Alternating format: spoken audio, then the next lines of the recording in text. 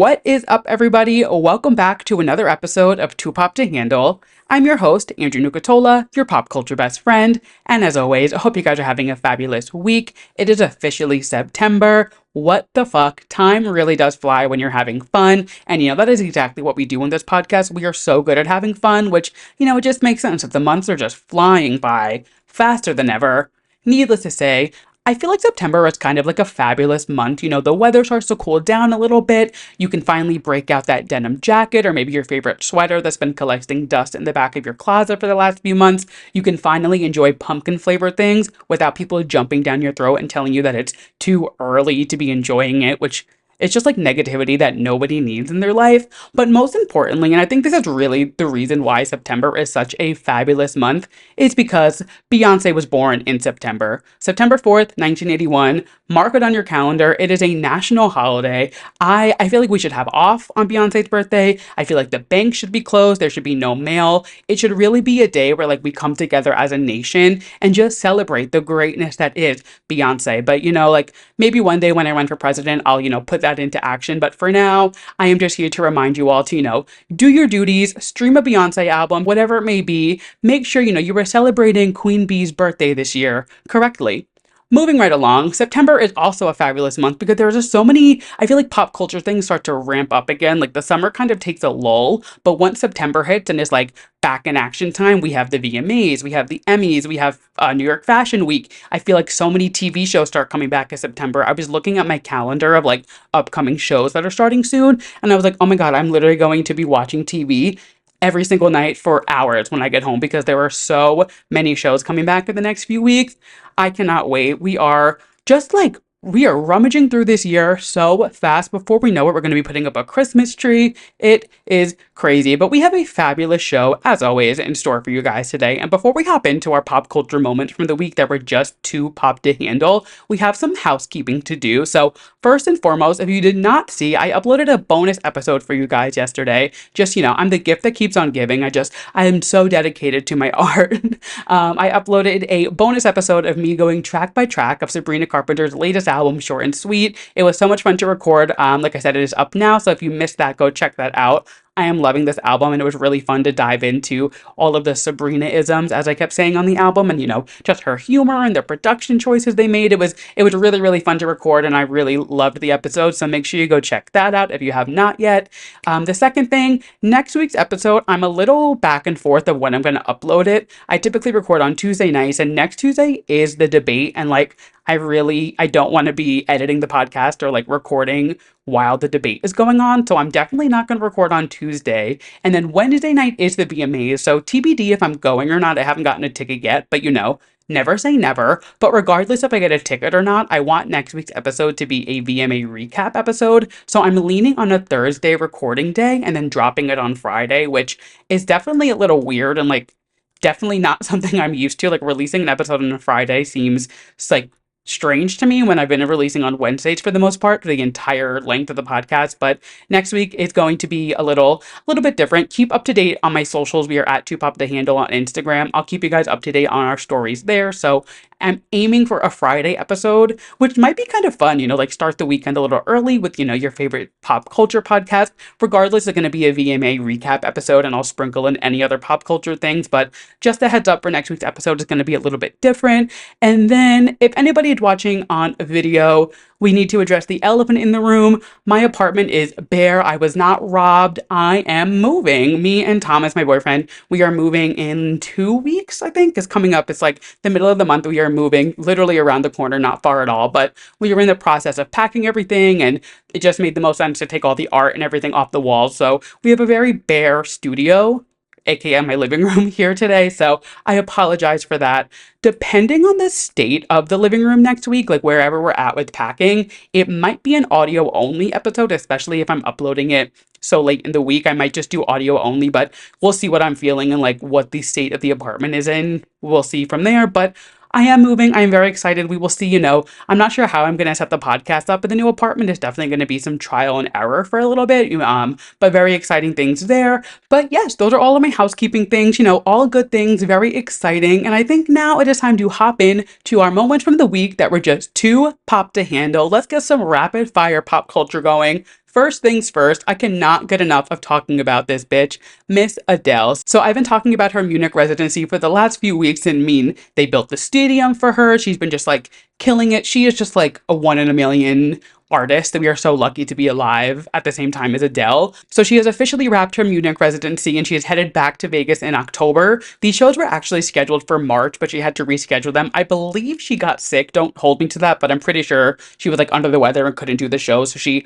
pushed that leg back to later this year. But during her final show in Munich, she did say that after the 10 shows in Vegas, I will not be seeing you for an incredibly long time. I will hold you dear in my heart for that whole length of my break. It has been amazing. I just need a rest. I've spent the last 7 years building this life for myself, and I want to live it now. I want to live my new life that I've been building, but I will miss you terribly. So, she's engaged. Obviously, she's raising her son, and she's been doing this residency for so long, which I think it's got to be like 3 years now, I want to say. I feel like it was like right after COVID, she jumped into Vegas. She did that on and off for a few years. She did Munich and now she's going back. So this is really the longest I feel like she's done a tour, if you want to call it that. She famously likes to do like quick, short little tours. Touring is hard. It's not easy for anyone. And I think Adele has found a really good balance of like doing the pop star, like, performer life, releasing like killer bodies of work and then taking her breaks. And like, it almost makes us want more when she does take the breaks. And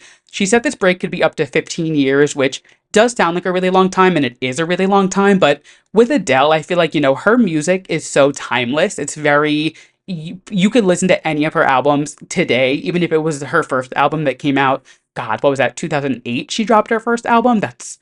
I can't even do that. That's math that I can't even equate right now. But like she's been releasing music every like 4 or so years since then. And I think her music is so timeless that it could just like live on and continue to hold us over for a little while. It will be sad to, not get a new Adele album. But I think in retrospect, like she doesn't release music every single year, which is what makes it so timeless. She really likes to experience life and, live her life and do things that make bodies of work that are really just like killer albums and is able to just like hold us over for a while. So though it is very sad that we will not be getting anything new from Adele for quite some time, I think it is well deserved. She is such a class act, and I feel like she handles it in such a great way that just like it's like, you know what? Good for you. Go get married. She literally just got engaged. Go get married, raise your kid. Maybe she wants to have another kid. Like who knows? She's doing her thing. Adele needs to take a break and say goodbye from the other side for a little bit. And I respect that. There is nothing better than somebody who knows how to do a solid work-life balance.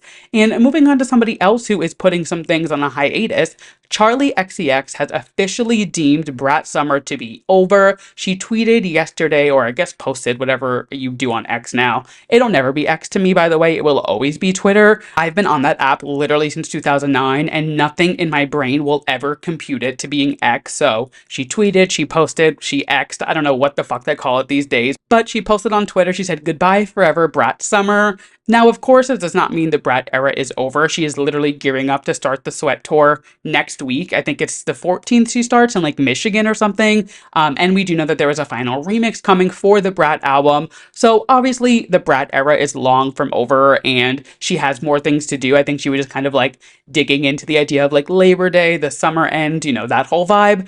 But something very interesting that she posted today, which I'm starting to like, maybe I'm just like piecing things together. I don't know. Are we getting a Charli XCX and Troye Sivan collab album? They posted these photos today and it was just the two of them wearing a tank top that said it's about fucking time. They cropped their faces out, so it was really focused on that message, and it got me thinking, they've already done the singles, they've done the music videos, they've performed together, they're already doing a tour together. Like, what else is there for it to be about fucking time for than an album? I don't know. I'm just putting it, I'm putting it out there. If we end up getting a collab album from the two of them, I said it first. You heard it here first. And if I was wrong, I never said any of this. But we will see. The tour kicks off next week, so I'm very excited for that. But, according to Charli, Brat Summer is over, so we are moving on to whatever is next in the Bratosphere, whether it's that next album she's releasing, whether it's just tour starting, that final remix that we're still waiting on. We will see. Time will tell. Regardless, I am seated. I am very excited. You guys know I cannot get enough of Brat, and I am so excited for whatever comes next in this kind of Charli XCX timeline that we're all living through. Moving on to somebody who I would say is pretty Brat coded, before Brat was even a thing, Miss Anna Delvey. If you did not see, Anna Delvey is rumored, pretty much confirmed, to be on the new season of Dancing with the Stars. It's season 33, which is insane to think that there's 33 seasons of that show. Page Six reported that the terms of her house arrest were recently relaxed, allowing her to work and travel freely within 70 miles of her home. And she was seen in LA recently, which people are leading to Dancing with the Stars. I wasn't sure if Page Six had like the cold hard facts she's going to be in the cast, because as of right now, the only person announced who is confirmed on the cast is Steven Nedorozic, who is from the USA men's gymnastics team, who just competed in the Olympics. He's the only confirmed cast member that I think is announced. By the time this episode is out, the full cast should be announced. This we're getting announced September 4th, so this is getting released on September 4th, so if you're listening to it on release day or anytime after that, you know who's on the cast. But Anna Delvey is like pretty much confirmed, which I am just so here for. I loved Inventing Anna. I thought it was such a good show. I didn't know much about her case before that show, and I don't know if that's like a popular opinion or if like a lot of people knew who she was already. I had no idea who she was, but once I found out who she was, I did a deep dive on this bitch because I was so intrigued.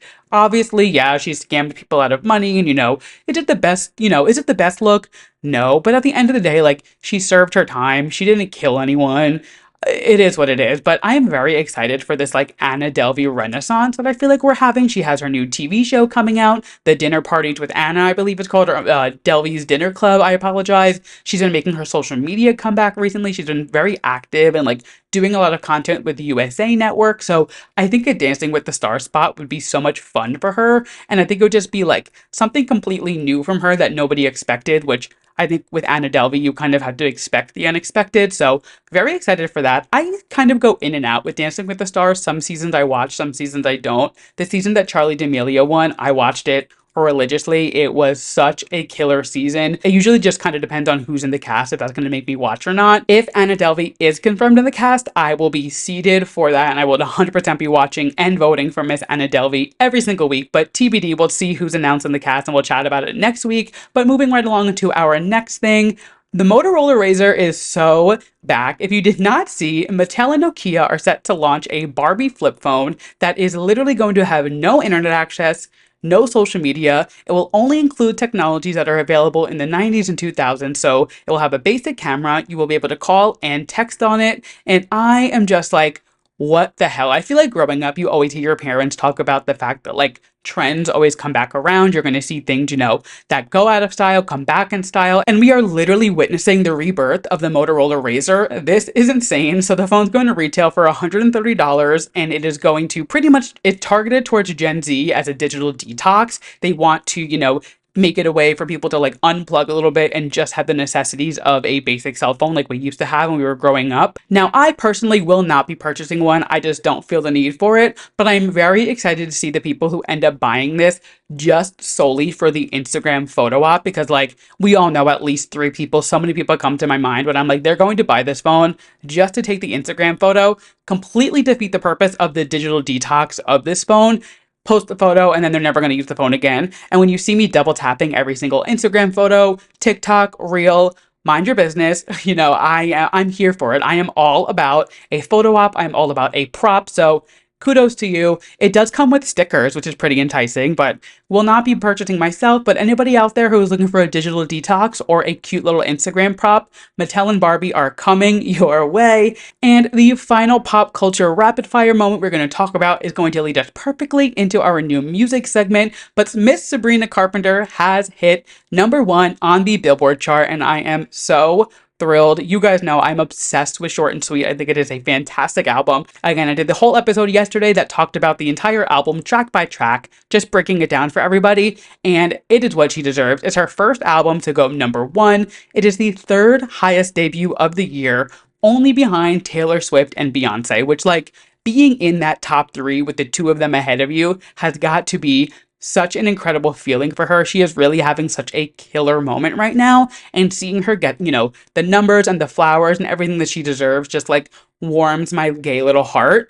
She also became the first solo artist to ever chart her first 3 top 5 Hot 100 hits simultaneously. That is a tongue twister to say. So please, please, please, Espresso and Taste are all in the top 5 of the Billboard Hot 100 right now. And she is the first solo artist to ever have her first 3 top 5 hits chart simultaneously. She is the only other artist to do this besides the Beatles, which is insane. I mean, it's the Beatles, like being up there as the only other artist to do something with them. It's giving like Katy Perry Teenage Dream, Michael Jackson Thriller album, where like the only 5 singles to go #1 from an album. Like these are records that are like they're set by one person, and to meet that standard or like get up to that, standard with them is just such an incredible milestone for any artist. And I love to see this for Sabrina. You guys know I've been obsessed with her lately. She also joins Ariana Grande and Taylor Swift as the only women in history to chart at least 3 songs in the top 5 of the Hot 100 simultaneously. She is just like killing it. She was literally neck and neck with Travis Scott. He dropped his album days before Rodeo last week, and the both of them, they both released the, exclusive digital versions. I think Travis dropped like 5 digital versions, and Sabrina dropped maybe 2, either 2 or, yeah, I think it was 3 actually. So he dropped 5, she dropped 3, and they were literally down to like 600 units. Billboard reported, they said it was between 600 to 1,000 units of each other coming in at #1. Sabrina ended up getting #1 with 362,000 copies sold, and Travis Scott was literally right behind her with 361,000 albums sold, which is so crazy that it was so neck and neck and so close. But, we love to see, the cream rises. We love to see Sabrina Carpenter being on top. As I always say, she loves to be on top, and it's where she belongs. So we love to see it. Congratulations, Sabrina. And again, make sure you check out that bonus episode I did. I loved it. It was so much fun breaking down that album. So go check that out. And from our Two Pop to Handle moments of the week, we are going to move right into our Drew releases segment. So we are going to talk about our new music releases. There was actually no new music releases that came out last week that I listened to. I did completely miss Doechie's album coming out, but I haven't listened to it yet. I've just kind of been consumed with like the end of summer and moving and things like that. So it's on my radar to listen to, but I haven't yet. But we have a lot of releases coming up this week. So coming up this Friday, we have 2 albums and 3 singles.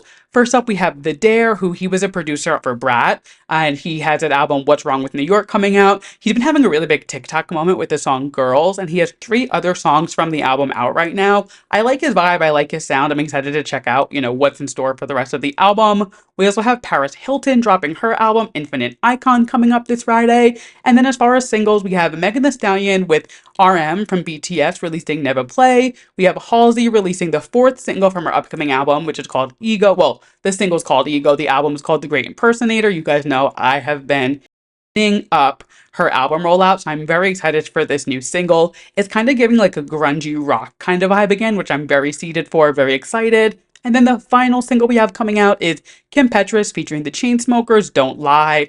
I feel like the Chainsmokers haven't really been on my radar for a while. They were like very much in our face nonstop in like 2015, 2016, and they were everywhere. I feel like they kind of took a backseat for a little bit. Maybe I'm just like, they're just like not, my target audience. I don't really listen to them often, but I don't think they've really had any big releases in the last few years. So I love Kim. I'm very excited to see what they have in store. And those are our releases coming up this week. We will talk about them next week. I'm not sure. I will probably listen to all of these releases by next week. I'm very curious to see what Paris Hilton's album is going to sound like. So we will check that one out. Again, I'm excited for Dare and then the 3 singles. Those are easy to listen to. So we will recap those all next week. I'm also really, really going to try to listen to Doechie's album and really take it in. Like I said, I've told you guys, I saw her at Gov Ball and at Jingle Ball, and she was one of my favorite performers that we saw at Gov Ball. And I've also been loving Nissan Altima. It's the song that's been going viral on TikTok of hers. So I'm very excited to dive into that. Your boy is busy. But that being said, let's hop into the main part of our show.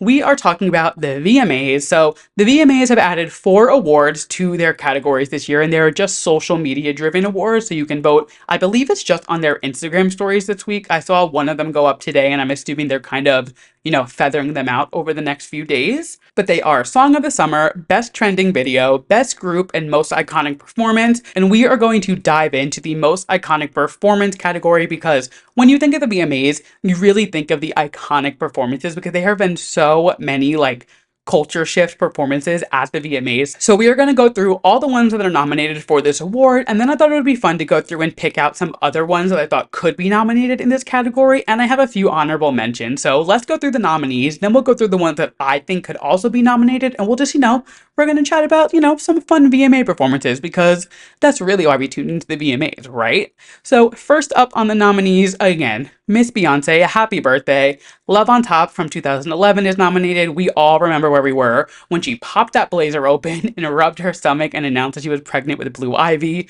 Literally a shift in pop culture. It was such a moment. I mean, they panned to Jay-Z and Kanye, then they panned to Gaga, who was just a Joe Calderone. Like, it was a killer performance. What was crazy is like she was still singing to such a perfect level, hitting all of those notes, those octave changes in Love on Top. Like, she was hitting her notes like it was her fucking job. Well, it is her fucking job, but she was like not holding anything back. That is a challenging song to sing live. So especially to sing it while you're pregnant, while she was technically corseted, because like that thing was, you couldn't really see the bump until she opened it. Like, Mother was singing, and it's a no-brainer that this is on this list. Next up, another no-brainer for this list, and I feel like this is one of the VMA performances that when somebody mentions iconic VMA performances, this is the one that you think of. It's Madonna, Britney, Christina Aguilera, and Missy Elliott from the 2003 VMAs, which is Like a Prayer and Hollywood. I mean, that was genuinely such a shift in the world, not even just pop culture. I feel like that was such like a moment in history when Britney, Madonna, and Christina all shared a kiss. Like, when you think of iconic televised performances, that is one of the ones that everybody thinks of. So no brainer that that is on this list. Next up, we have Lady Gaga Paparazzi, which like I remember so vividly sitting on my childhood bedroom floor watching Lady Gaga essentially bleed out while she's hanging over the audience and being like, this is what I love about music, about performing. Like, it is quite literally a moment that like shaped what Too Pop to Handle is today. Like, that is a moment that is like gold star approved, a Too Pop to Handle moment in the world.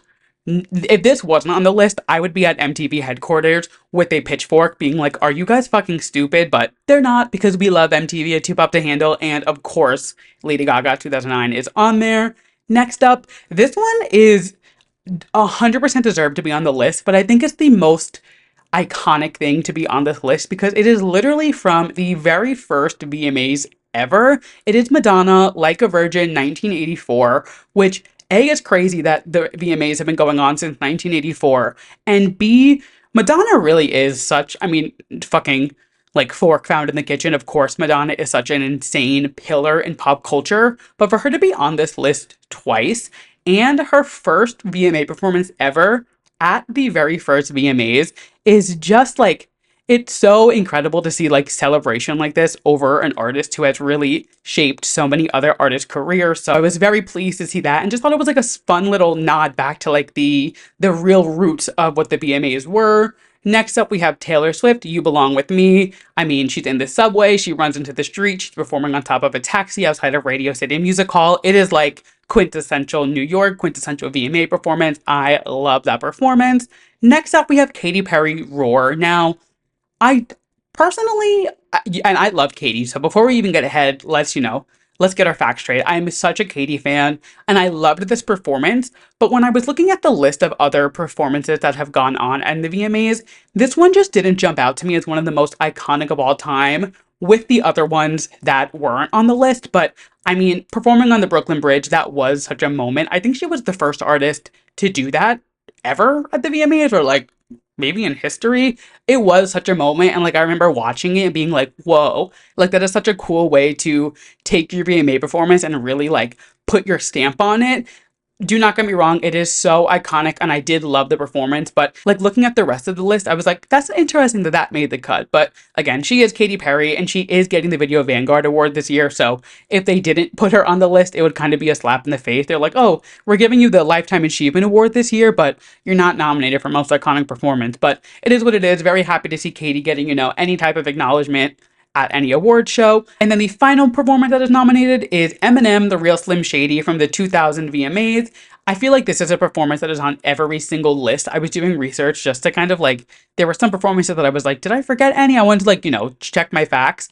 Every single best VMA performance list that I read, this was on there, whether it was in the top 10, in the top 25. Like, this is such a moment for MTV, and Eminem is such a, just like if there was like an early 2000s Mount Rushmore, his head would have to be there, because I feel like he shaped so much of like music history back then, especially on MTV. His music videos were like so, not ahead of their times, but just like people would like look at them and be like, what the fuck is this guy doing? But it's what music needed, and it was very like forward and ahead of its time kind of thing, you know. But so yeah, you know, obviously Eminem 100% deserves a spot on this list.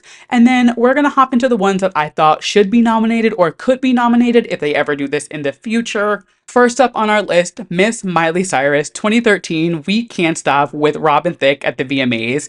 I mean, that was such a insane thing to watch live, and I loved it. I thought it was such a fun performance. It was, people talked about it for years after that. It was like really trying to like knuckle down on the fact that like I am Miley Cyrus. I am not a Disney Channel star anymore. Take me seriously, and like maybe dressing up as a giant baby and like, you know, a bear on stage isn't the best way to say, you know, take me seriously, but it definitely left a mark. It definitely is one that people talk about to this day, and definitely if they do this maybe next year or in a few years, I would be shocked if this performance doesn't make this as a nomination sometime in the future. And then Britney Spears. Now, this is what I mean when I say, like, I'm shocked that Katy Perry was nominated over this, because, like, Britney Spears' Slave for You, Britney Spears' Oops, I Did It Again. Like, I mean, Slave for You with the snake, like, that is a reference that is in movies, TV. Every year for Halloween, you see it. Like, that is such a staple in pop culture and just, like, music history. And, like,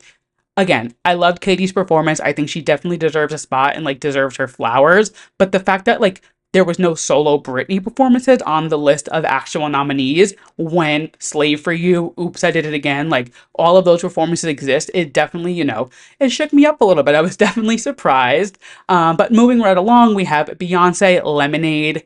I was there in person at that VMAs, and watching that performance live was genuinely like, it was insane. Even like, let alone me being like a huge Beyonce stan, and like she's been one of my faves literally since I was a kid. Like I was just excited to see her perform regardless. And I had seen her like 3 times by that point. So this wasn't my first time seeing her or anything, but it was my first. It was actually, that was my first VMA ever, and it was Rihanna getting the video Vanguard, and then it was Beyonce did her Lemonade medley.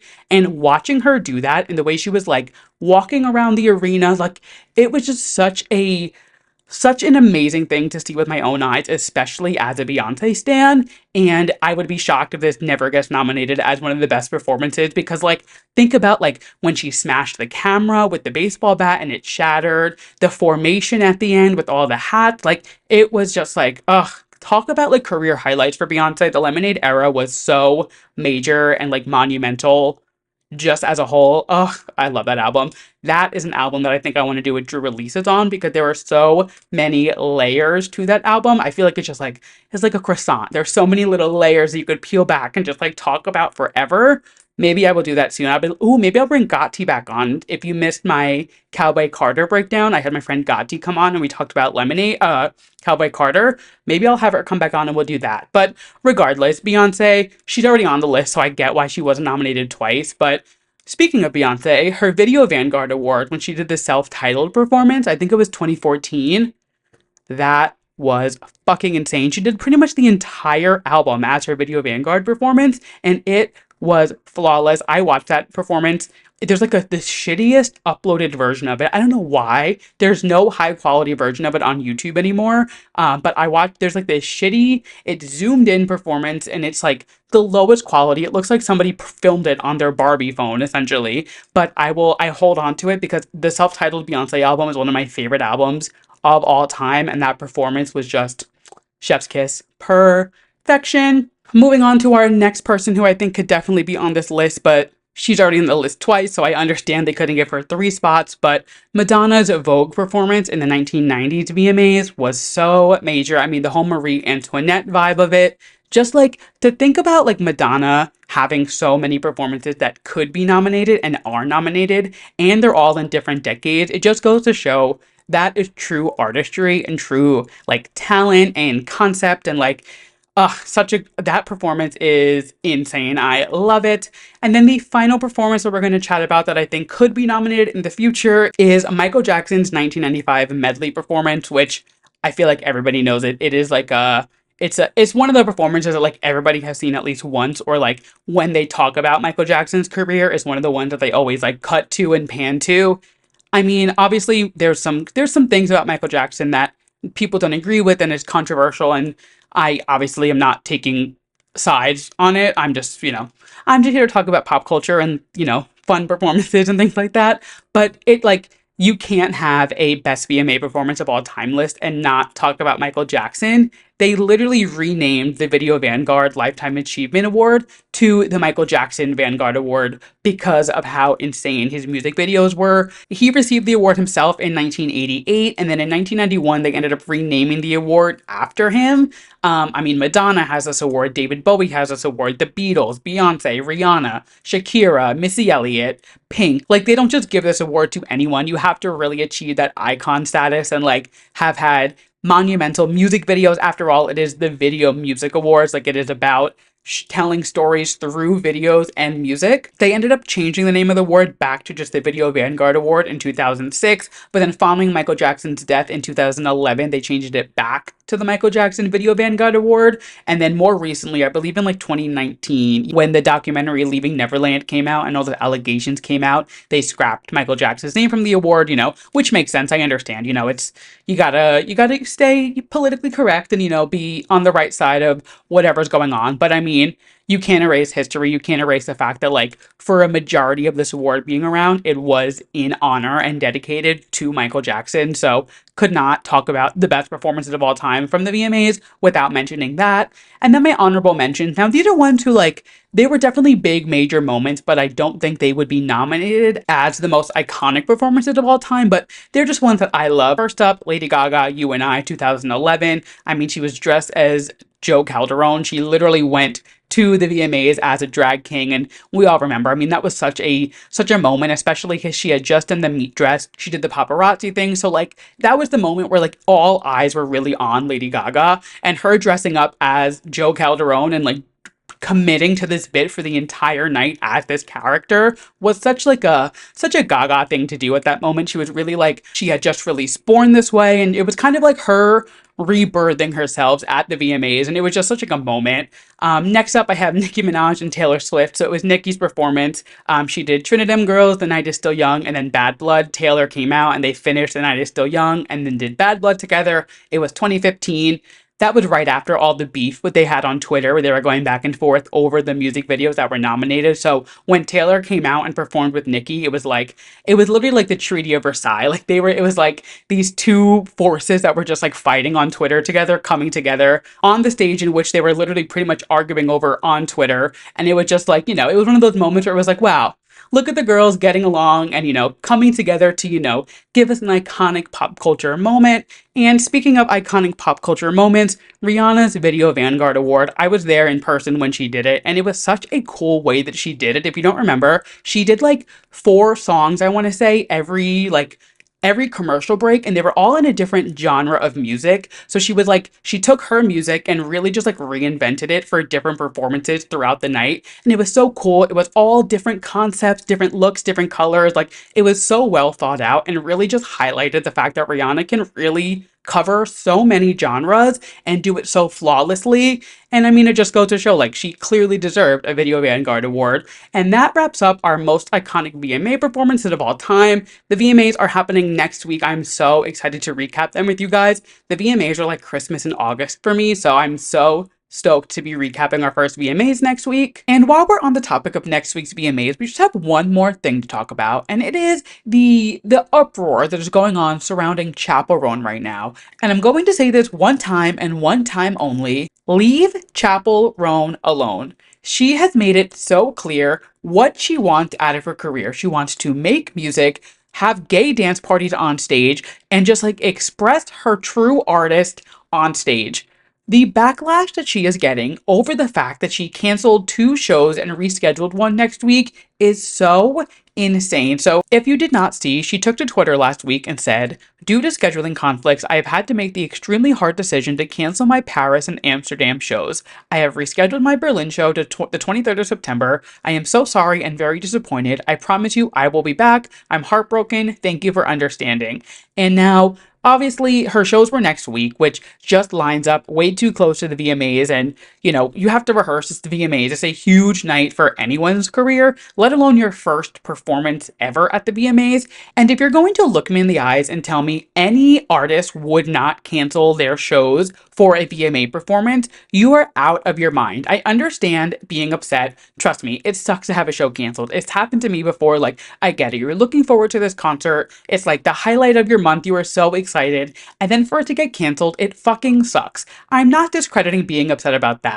But the backlash that she's getting over the fact that she canceled these shows for a VMA performance is so fucking stupid. You cannot name a single artist who would not cancel a 1,500 person show for a VMA performance. The VMAs are one of pop culture's biggest stages, and after the year that Chappell Roan has just had, after 10 years of striving to be at this moment, who wouldn't take that opportunity? After the year that Chappell Roan has just had, after literally like having to move back home, having to work as a barista and like self-produce her music, getting dropped from a record label, to finally have her music be celebrated and be so like widely accepted by the masses, and to get this opportunity to perform at the VMAs.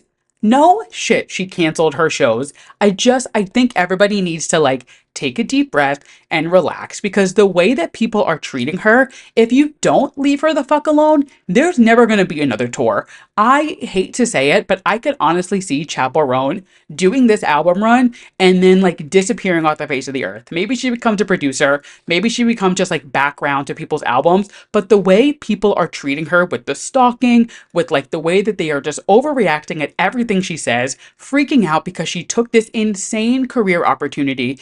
If you keep treating her this way, we are never going to get another Chappell Roan project. And I don't know about you, but that does not sit right with me. So take a deep breath, drink your water, maybe like go touch some grass and relax. I get it. You're upset it was canceled, whatever. Get over it. Moving right along into some TV drama. So no TV recap this week, but next week we will have TV recaps because Selling Sunset is back this Friday, and this season is already gearing up to be so juicy, and I am so excited. So if you were not following the girls on Instagram, if you did not see, there was some drama that unfolded over the weekend, and we're going to dive into it, because if anybody is going to be leading the Chrishell Stause defense squad, it is me. And her, Emma, and Chelsea, we got to have their backs right now, because the girls are trying to come for them, but they are not standing down. They are not taking it from these bitches. So I guess Chrishell saw an early screening of the season. I don't know how much she saw. I don't know what she saw, but something on this season set her off. So she took to her Instagram story over the weekend and she says, somebody needs to take my phone because, and then added a bunch of like the cursing emojis. She said, are we really still giving airtime to liars that just want airtime? I will never work on a show with her again, talking about Nicole. I would rather be sued. Just know that she is spewing a disgusting lie about a bestie that is categorically false and super damaging. It is not true. She then went ahead and tagged the production company. So she said, at Done and Done Productions, and you are disgusting for blindsiding her with this to see with the world instead of letting her at least defend herself with the truth. So clearly, Nicole is saying something about Emma that they didn't know was being spread around while the show was filming. And this is the first time, I guess, that they are all hearing this, or whatever the thing may be. The girls are mad because then Chelsea took to her stories and she said, at It's Nicole Young, you are the most diabolical piece of trash I've ever met. You want to start a rumor about Emma because all the rumors about you are true. Okay, let's see how this works out for you. Then she tagged the production company and said, where is your moral ground for integrity? Spreading lies for views is so damaging. Then she tagged Bree, Nicole, and Mary and said, you lie, placate, steal. Meanwhile, your own trash has landed some of you in lawsuits. I've kept quiet until now, but this is not okay. FYI, Nicole is not the only homophobic and transphobic cast member, which is just like, whoa, they are unleashing the beast. I feel like these girls, like, there must be so much that we don't see behind the cameras and like whatever goes on. I don't know. These girls are clearly mad. It did not stop there. So somebody ended up DMing Chelsea and asking who the homophobic member of the cast is, so that people can stop supporting them. And she just said Brie. So they screenshotted it. Obviously, they leaked it and they posted it. So I don't know if that was like, I don't know if it was photoshopped or if it was real, whatever, but Chelsea seems to be standing on fucking business. So Nicole, who is obviously like has the target on her back right now, because I mean, realistically, who the fuck likes Nicole? She's been my least favorite cast member literally since I started watching the show. She is just there's nothing likable about her. I don't understand.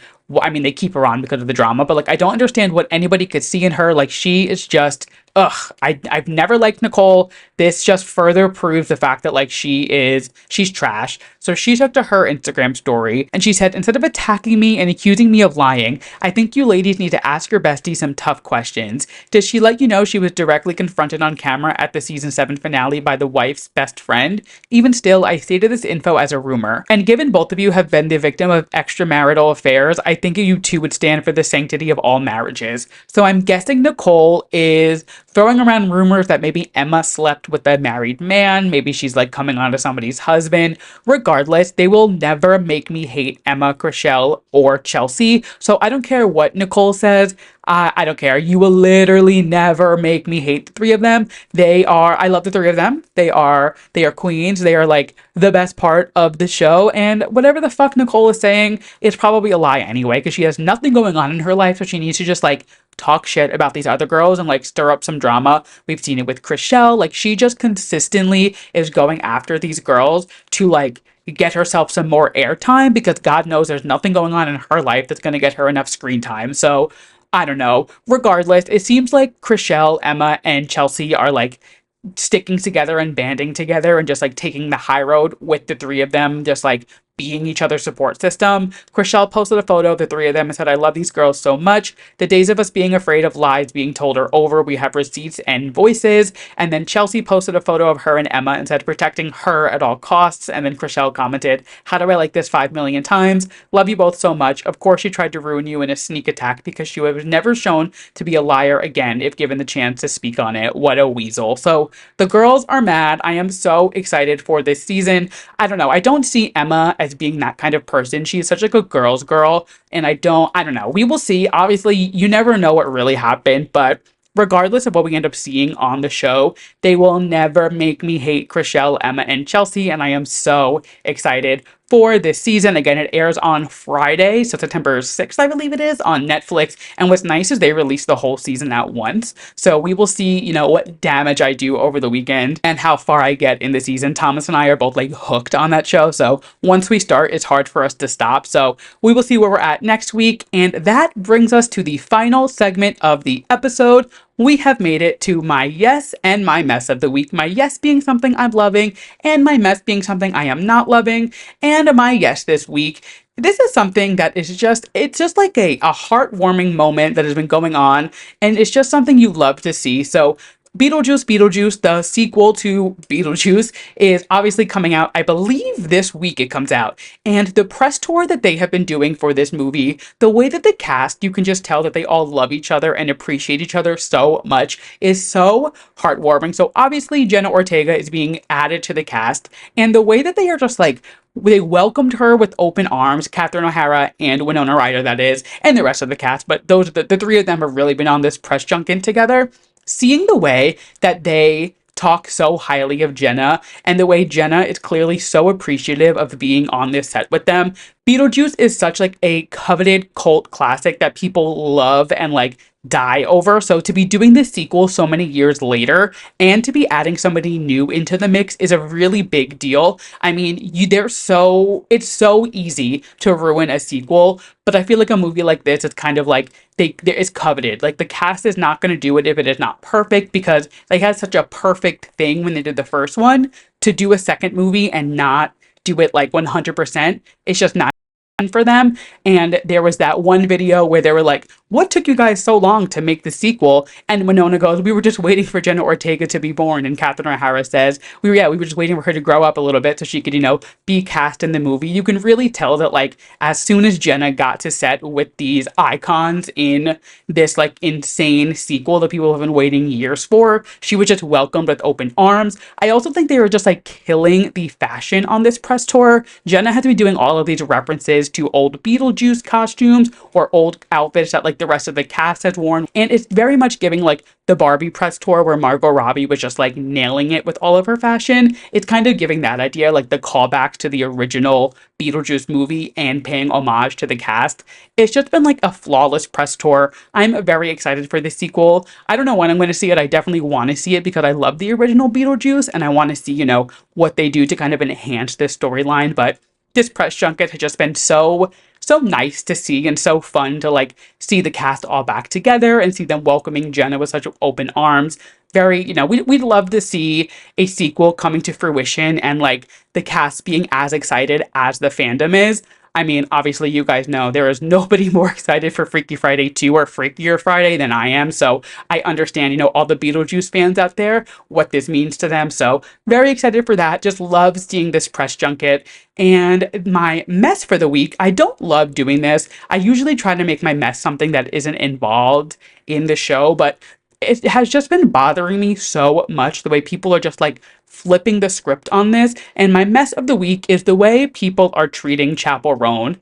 Leave her the fuck alone. Listen to her music. Consume her art. Let her do her fucking thing. Her VMA performance is going to be insane. Like, she is going to give us an incredible performance. There's some rumors that it's, like, Britney Spears Lucky inspired, which with everything going on with her right now is very fitting in real life, and I would love to see the way that comes to fruition. Again, that's just, like, a rumor. Her creative director posted a mood board and said, like, current mood board with a bunch of pictures of Britney from that music video. Obviously, unclear if it's about Chappell or just, like, another project they're working on, but regardless, her VMA performance is going to be insane. And in 5 to 10 years from now, when I am still doing this podcast, I cannot wait to be talking about Chappell Roan being nominated for the most iconic VMA performance. So leave her the fuck alone. Shut the fuck up. Keep streaming her music because you love it and you can't get it out of your head. And with that, we have made it to the end of the episode. Thank you guys so much for listening to this week's episode of Too Pop to Handle. If you liked what you heard and you're watching us on YouTube, make sure you hit that subscribe button, give us a thumbs up, leave us a comment down below. If you're listening to us as a podcast, wherever you get your podcasts, make sure you leave us a 5-star rating, leave me a review. Spotify girls, you can leave me a comment and we can chit chat there. And like I say, a week, if everybody listening to this episode sent it to one friend, say it with me, I will double in listeners. It is simple math. If this hour-long episode wasn't enough, you can always come find more of me on all of my socials. I am at Too Pop to Handle on Instagram, Twitter, TikTok, YouTube, you name it, I am there yapping. And as if that wasn't enough, you can always follow my personal socials at Andrew Nucatola on Twitter, Instagram, and TikTok. And of course, if that's still not enough, I dropped a bonus episode this week recapping Sabrina Carpenter's latest album, Short and Sweet. So there was a lot of me to consume and, tap in or don't, your choice. And with that, I will catch you guys next week. Bye!